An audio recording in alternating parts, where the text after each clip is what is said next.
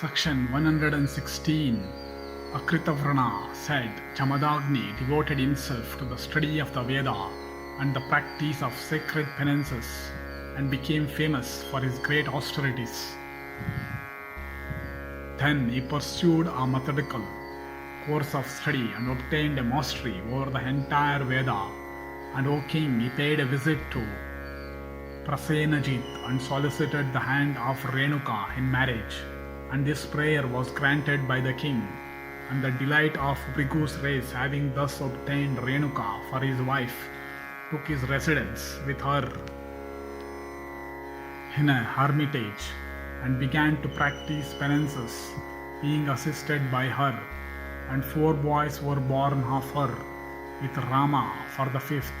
And although the youngest, Rama, was superior to all in merit, now once upon a time, when her sons had gone out for the purpose of gathering fruits, Renuka, who had a pure and austere life, went out to bathe.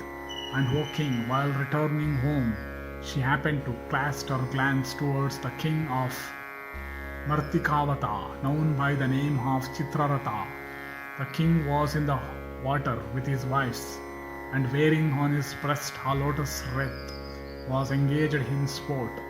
And beholding his magnificent form, Renuka was inspired with desire, and this unlawful desire she could not control, but became polluted within the water, and came back to the hermitage frightened at heart. Her husband readily perceived what state she was in, and mighty and powerful and of a wrathful turn of mind, when he beheld that she had been giddy, and that the lustre of chastity had abandoned her, he reproached her by crying out, "Fie!" At that very moment came in the eldest of Jamadagni's sons, Rumanvan, and then Sushena, and then Vasu, and likewise Vishwavasu, and the mighty saint directed them all one by one to put an end to the life of their mother. They, however, were quite confounded and lost heart, and they could not utter a single word. Then he in higher cursed them, and on being cursed they lost their sense, and suddenly became like inanimate objects, and comparable in conduct to beasts and birds. And then Rama, the slayer of hostile heroes, came to the hermitage, last of all. Him the mighty armed Jamadagni of great austerities addressed, saying, "Kill this wicked mother of thine without compunction, O my son." Thereupon Rama immediately took up an axe and therewith severed his mother's head. Then, O great king, the wrath of Jamadagni of mighty soul was at once appeased, and well pleased he spake the following words: "Thou hast, my boy, performed at my bidding this difficult task, being versed in virtue. Therefore, whatsoever wishes there may be in thy heart, I am ready to grant them all. Do thou ask me." Thereupon Rama solicited that his mother might be restored to life, and that he might not be haunted by the remembrance of his cruel deed, and that he might not be affected by any sin, and that his brothers might recover their former state, and that he might be unrivaled on the field of battle, and that he might obtain long life. And O Brigu's and O Bharata's son, Jamadagni, whose penances were the most rigid, granted all those desires of his son. Once, however, O Lord, when his sons had gone out as before, the valorous son of Kartavirya, the lord of the country near the shore of the sea, came up to the hermitage, and when he arrived at that hermitage, the wife of the saint received him hospitably.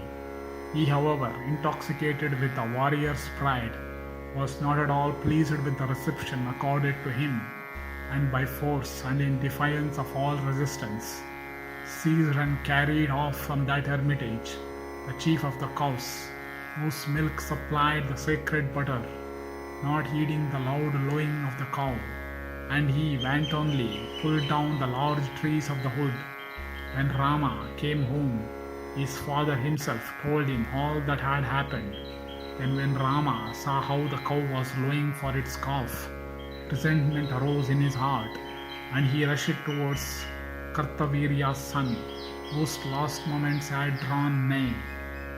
Then the descendant of Brigu, the exterminator of hostile heroes, put forth his valor on the field of battle, and with sharpened arrows, with flattened tips, which were shot from a beautiful bow, cut down Arjuna's arms, which numbered 1,000, and were massive like wooden bolts for bearing the door.